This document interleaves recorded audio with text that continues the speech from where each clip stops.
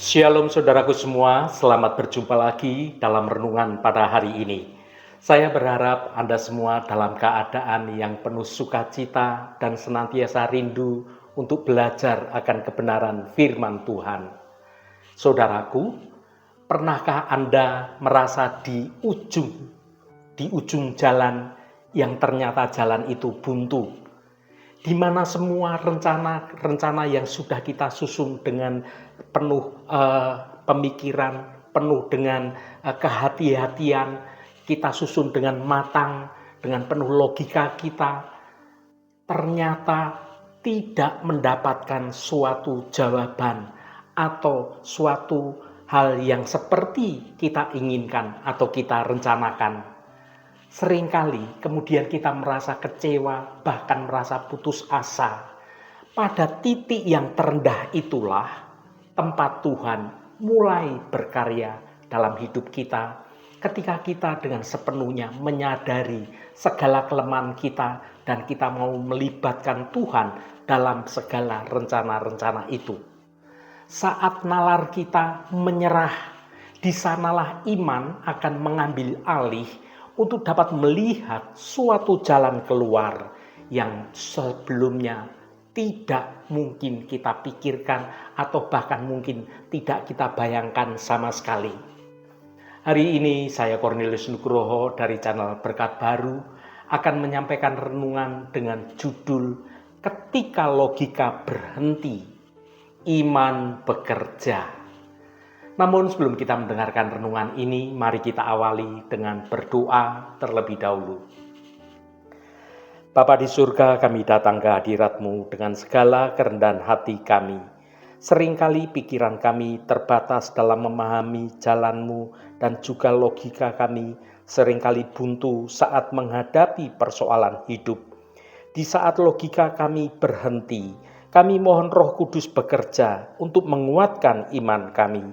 Bukalah hati kami melalui renungan ini, agar kami dapat belajar berserah sepenuhnya, percaya bahwa kuasa-Mu melampaui segala akal. Biarlah firman-Mu menjadi terang saat situasi tampak semuanya menjadi gelap. Terima kasih Tuhan, kami berdoa dalam nama Tuhan Yesus Kristus. Haleluya, amin. Saudaraku yang terkasih, sebagai manusia kita ini seringkali merasa aman jika segala sesuatu dapat dijelaskan secara logis. Kita ingin hidup dengan segala perencanaan, terprediksi, dan masuk akal. Namun apa yang terjadi ketika kita berhadapan dengan suatu peristiwa kebangkitan? Secara medis dan secara logika manusia, kematian adalah titik akhir yang absolut. Namun bagi Allah, maut itu justru menjadi suatu panggung bagi kemenangan yang paling besar. Disinilah batas akal kita diuji. Renungan ini dibuat untuk menantang kita semua. Maukah kita tetap percaya saat logika kita tidak lagi punya segala jawaban atas segala permasalahan kita? Kebangkitan Kristus adalah bukti nyata bahwa kuasa Tuhan tidak dibatasi oleh hukum alam atau oleh kemampuan berpikir kita yang sungguh sangat terbatas. Melalui renungan ini, mari kita belajar melepaskan segala kendali dalam hidup kita dan kita membiarkan iman kita di dalam Kristus mengambil alih seluruh segala apa yang kita rancangkan atas hidup kita ini. Kita percayakan sepenuhnya dalam hadirat Tuhan.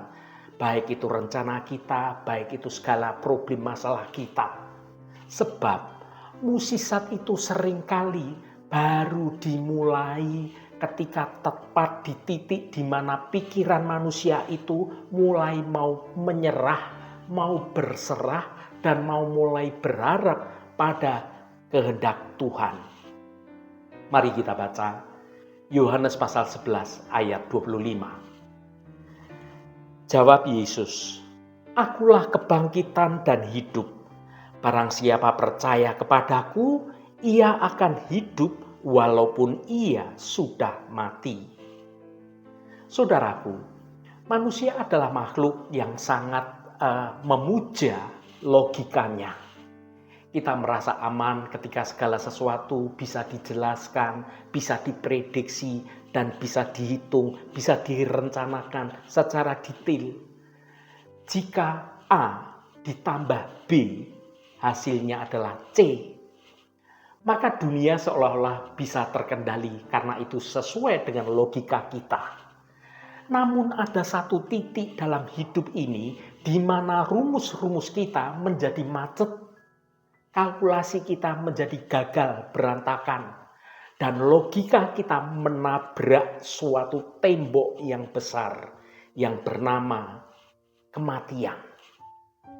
Disinilah kita seringkali kemudian menjadi merasa putus asa. Tapi justru di titik inilah Yesus mengundang kita untuk melangkah keluar dari zona nyaman dalam intelektual kita untuk menuju suatu dimensi yang lebih tinggi lagi. Mari kita renungkan kebenaran luar biasa di dalam Yohanes 11 ayat 25. Mari kita baca sekali lagi. Jawab Yesus, "Akulah kebangkitan dan hidup. Barang siapa percaya kepadaku, ia akan hidup walaupun ia sudah mati." Saudaraku yang dikasihi Tuhan, bayangkan suasana di Betania saat itu. Lazarus itu sudah 4 hari di dalam kubur. Dalam logika medis dan akal sehat manusia, 4 hari itu berarti proses pembusukan itu sudah bekerja.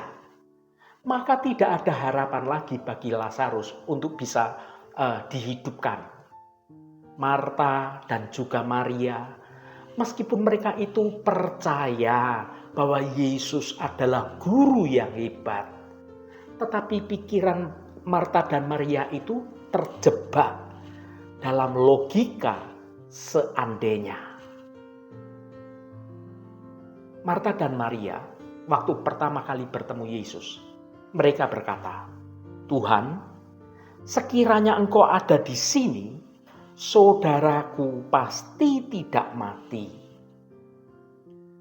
Pernyataan Marta itu adalah suatu puncak logika manusia. Logika kita seringkali membatasi kuasa Tuhan pada masa lalu. Itu tentang penyesalan akan apa yang tidak terjadi, atau tentang masa depan yang jauh. Ini bicara tentang teologi, tentang akhir zaman. Marta percaya Lazarus itu akan bangkit pada akhir zaman. Tetapi Marta tidak sanggup melihat bahwa sang kebangkitan, yaitu Yesus Kristus, saat itu sedang berdiri tepat ada di depannya. Logika kita di zaman sekarang ini juga seringkali menjadi suatu penjara yang sungguh sangat sopan. Kita percaya bahwa Tuhan itu sanggup melakukan mukjizat. Tapi seringkali kita ini memberi syarat-syarat. Ya, asalkan situasinya belum terlalu parah. Atau mungkin sebagian orang berbicara, ya asalkan belum terlambat sih. Namun kisah Lazarus itu mengajarkan bahwa Tuhan itu seringkali membiarkan logika kita mati secara total, agar hanya kuasa Tuhan saja yang mendapatkan kemuliaannya. Mengapa logika saja tidak cukup? Secara ilmiah, kebangkitan adalah sebuah anomali, sesuatu hal yang mustahil. Hukum entropi mengatakan bahwa segala sesuatu itu bergerak menuju kerusakan. Kematian adalah titik akhir yang absolut. Jika kita hanya mengandalkan akal manusia, maka iman kita akan berhenti di depan pintu kubur yang tertutup batu besar. Namun, iman Kristen tidak membuang logika ke tempat sampah. Iman Kristen justru melampauinya. Logika bertanya, bagaimana mungkin? Iman menjawab, Tuhan yang mengatakannya. Ketika Yesus berkata, "Akulah kebangkitan dan hidup," Yesus tidak sedang menawarkan sebuah konsep filsafat atau teori biologi yang baru. Yesus sedang menyatakan suatu identitasnya sebagai pemilik kehidupan ini. Logika berhenti apa yang bisa dilihat oleh mata jasmani.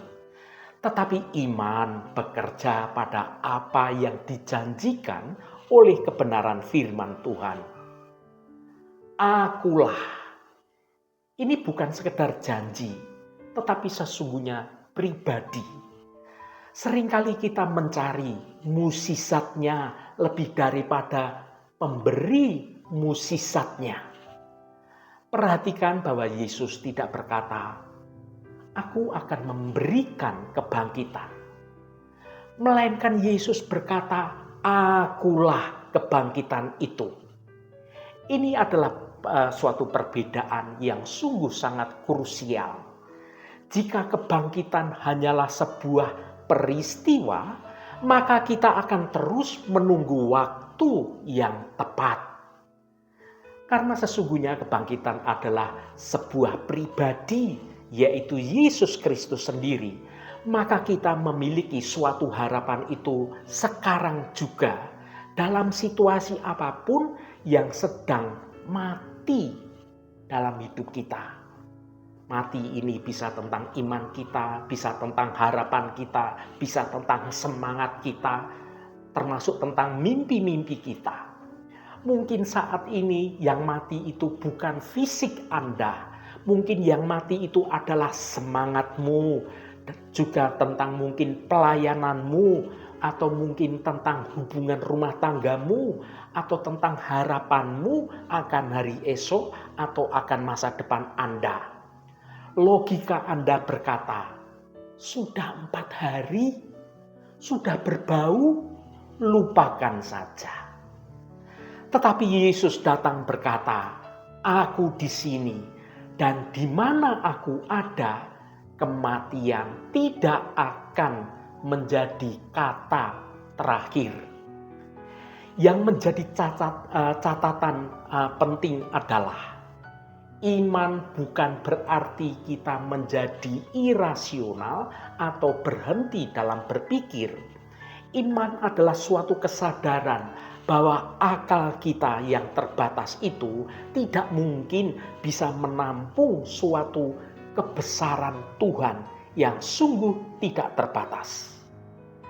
Menggunakan logika untuk memahami Tuhan itu ibarat mencoba memasukkan seluruh air samudera ini ke dalam suatu cangkir plastik yang kecil. Sungguh tidak cukup, sungguh tidak mungkin. Saat iman mulai bekerja, bagaimana iman mulai bekerja ketika logika kita berhenti? Iman berani menyingkirkan batu. Dalam peristiwa kematian Lazarus, Yesus menyuruh orang-orang menyingkirkan batu penutup kubur itu. Secara logika itu suatu tindakan yang bodoh dan mengizinkan sesuatu hal yang menjijikkan.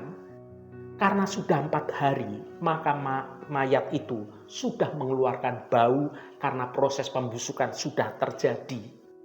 Tetapi iman berarti itu adalah suatu ketaatan pada instruksi Tuhan. Bahkan ketika instruksi itu sungguh terasa tidak masuk akal logika manusia. Iman percaya sebelum melihat. Dunia berkata, melihat dulu baru percaya. Tetapi Yesus berkata, percayalah maka engkau akan melihat kemuliaan Allah. Yohanes 11 ayat 40. Iman bersandar pada karakter Tuhan. Ketika logika kita tidak bisa memahami mengapa Tuhan mengizinkan sesuatu terjadi, iman itu bersandar pada siapa Tuhan yang maha kuasa itu, Tuhan yang maha besar itu. Dia adalah kasih, dia adalah hidup itu sendiri. Saudaraku, dalam kisah kebangkitan Lazarus, itu adalah suatu gladi bersih sebelum kebangkitan Yesus sendiri. Ini adalah suatu proklamasi bahwa maut telah dikalahkan. Jika maut, musuh terbesar manusia itu, yaitu kematian, bisa dikalahkan, apalagi masalah-masalah kecil yang kita hadapi atau yang terjadi dalam kehidupan kita sehari-hari. Kita ini seringkali terlalu stres karena kita mencoba menyelesaikan setiap masalah yang sebenarnya butuh iman dengan menggunakan logika saja. Maka tidak akan pernah bisa selesai dan kita bahkan menjadi stres karena kita mengandalkan logika. Padahal seharusnya kita menghadapinya dengan iman. Kita mencoba menghitung jalan keluar dengan kalkulator logika manusia. Padahal Tuhan ingin menggunakan lutut kita, tangan kita yang terlipat untuk mau berdoa dengan hati untuk kita percaya sepenuhnya pada rancangan Tuhan yang baik.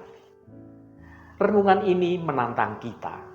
Di area mana dalam hidup Anda itu berkata, Tuhan, ini semua sudah terlambat loh. Di bagian mana Anda merasa logika Anda itu sudah mentok?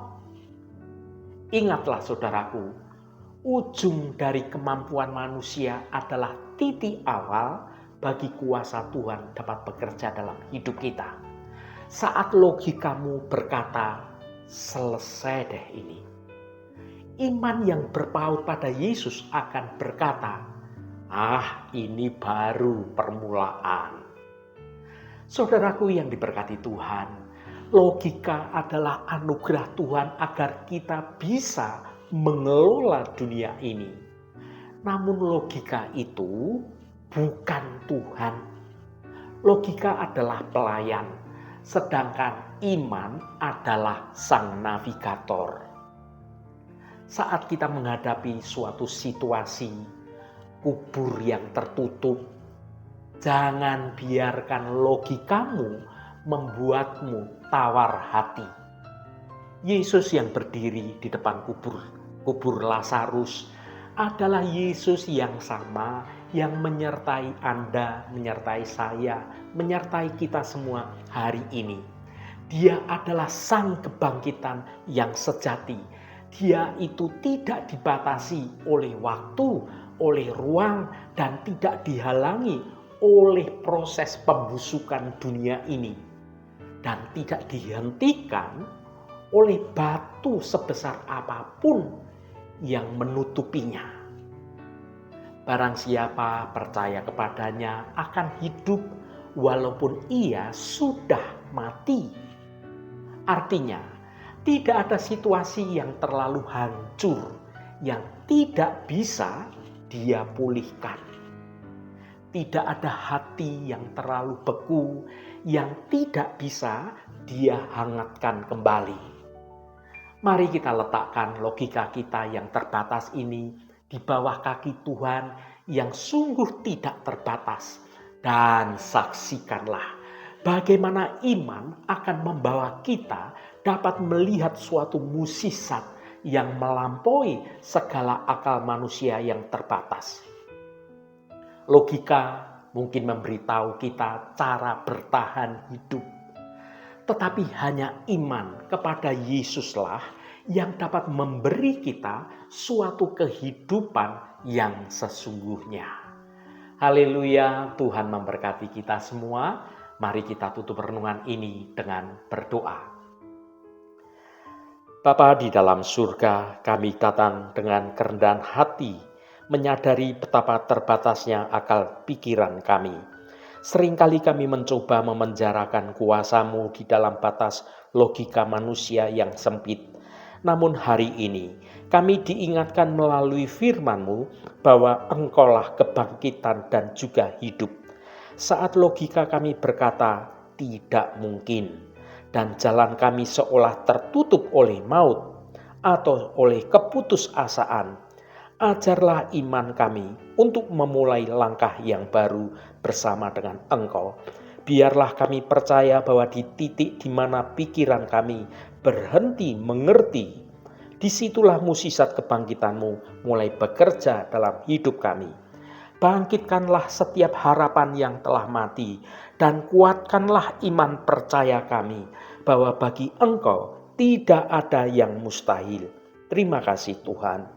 Roh Kudus yang akan menolong kami untuk kami sungguh-sungguh mau mendengar kehendak-Mu dan rancangan-Mu yang baik terjadi dalam hidup kami. Tuhan, berkatilah kami di sepanjang hari ini, dalam segala tugas dan aktivitas kami, dalam studi dan pekerjaan kami, dalam pelayanan kami, dalam usaha kami, dan dalam segala hal. Tuhan akan berkati dan kami memiliki hidup yang menyenangkan hati Tuhan, dan hidup kami dapat menjadi berkat juga bagi sesama kami.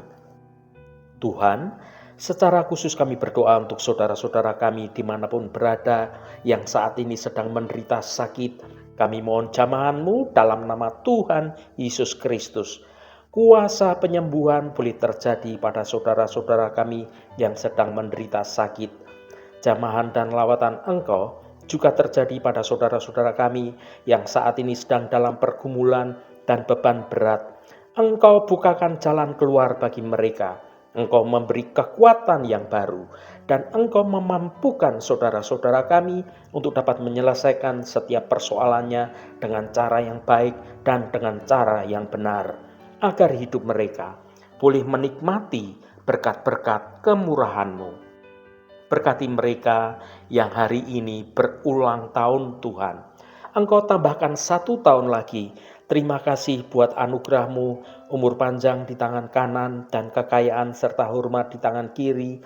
Berkat Tuhan mengalir bagi setiap mereka yang hari ini berulang tahun. Terima kasih Tuhan. Segala hormat, pujian, dan ucapan syukur hanya bagi Engkau Allah yang kudus. Saudaraku, mari kita berdoa. Bapa kami. Bapa kami yang di surga, dikuduskanlah nama-Mu, datanglah kerajaan-Mu, jadilah kehendak-Mu di bumi seperti di surga. Berikanlah kami pada hari ini makanan kami yang secukupnya, dan ampunilah kami akan kesalahan kami, seperti kami juga mengampuni orang yang bersalah kepada kami. Dan janganlah membawa kami ke dalam pencobaan, tetapi lepaskanlah kami daripada yang jahat. Karena Engkaulah yang empunya kerajaan dan kuasa dan kemuliaan sampai selama-lamanya. Amin. Saudaraku, bukalah hatimu dan tengadahkan tanganmu. Terimalah berkat Tuhan. Tuhan memberkati engkau dan melindungi engkau. Tuhan menyinari engkau dengan wajah-Nya dan memberikan kasih karunia. Tuhan menghadapkan wajah-Nya kepadamu dan memberikan damai sejahtera. Berkat anugerah dari Bapa Surgawi, cinta kasih karunia dari Tuhan Yesus Kristus, dalam persekutuan dan penghiburan Roh Kudus, menyertai kita semua sekarang ini dan sampai selama-lamanya. Dalam berkat Tuhan Yesus Kristus, haleluya, amin. Puji Tuhan saudaraku semua, saya percaya firman Tuhan hari ini sudah menjadi berkat yang akan menuntun hidup kita berjalan dalam jalan kebenaran Tuhan. Saudaraku, saya sangat senang sekali dan berterima kasih jika Anda berkenan memberikan komentar pada konten video ini dan bagikan renungan ini pada teman dan sahabat Anda, agar mereka diberkati juga melalui renungan yang Anda bagikan itu. Terima kasih saudaraku, sampai bertemu kembali. Shalom, Tuhan